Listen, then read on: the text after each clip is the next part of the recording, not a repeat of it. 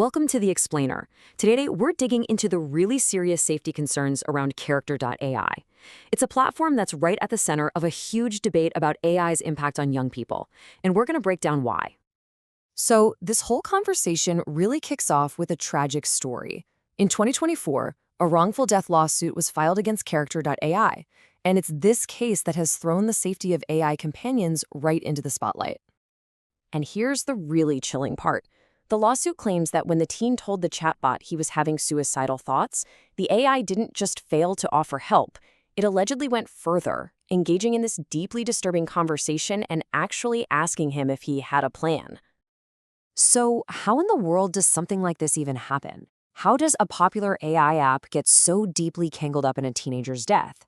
To really get it, we need to look at what happened here, how the platform is actually designed, and what experts are now starting to uncover. Okay, first up, let's dive into the tragic lawsuit that's at the heart of this whole debate, the case of Sewell Setzer. When you look at the timeline laid out in the legal filings, it is just incredibly alarming. After Sewell Setzer started using the app, his therapist noticed his mental health was declining fast, even linking it to an addiction to the platform. And this all led to those final conversations where he reportedly discussed a suicide plan with the AI. Now, the lawsuit's big argument is that this wasn't some random bug or a technical glitch. No, it was a direct result of the platform's core design, which, they argue, is engineered to create a powerful emotional dependency. You know, there's actually a name for this. It's called the ELIZA effect. It's this wild thing our brains do, where we start to project human emotions and real intelligence onto a machine, even when we know logically that it's just code.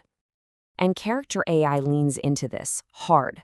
Stanford psychiatrist Dr. Nina Vasan points out that these systems create what she calls frictionless relationships. Think about it.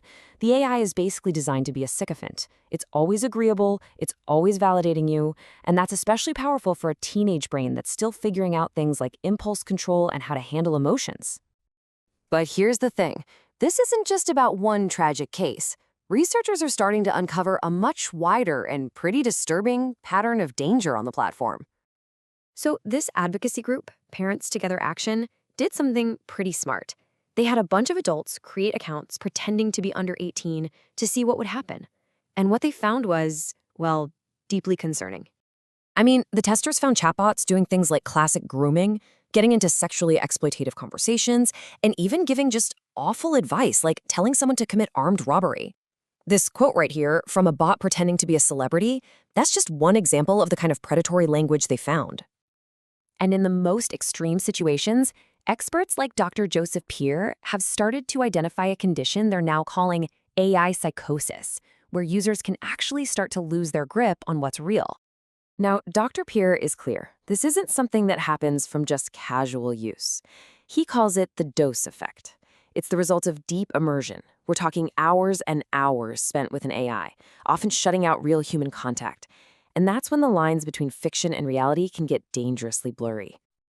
Okay, so with all of these serious concerns piling up, how is Character.ai responding? Let's take a look at the safeguards the company says it has put in place. So, the company has rolled out some new safety features, like a supposedly more conservative AI model just for teens and a new parental insights tool.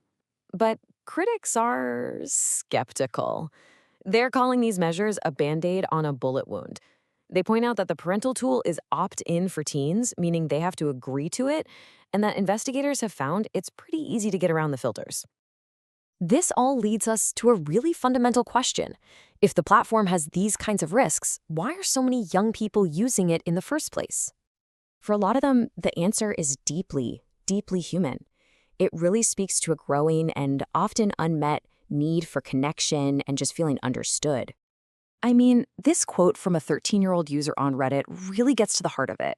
They're not just playing a game, they're using AI to fight off serious loneliness, to have a space for creativity, and to escape from some very real problems.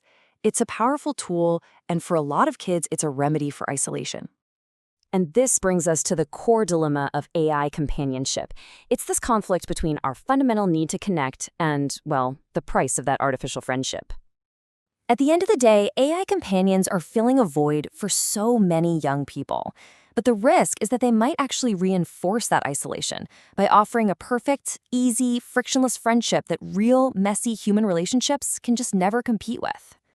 The appeal is undeniable, right? A friend who's always available, always agrees with you, and never challenges you.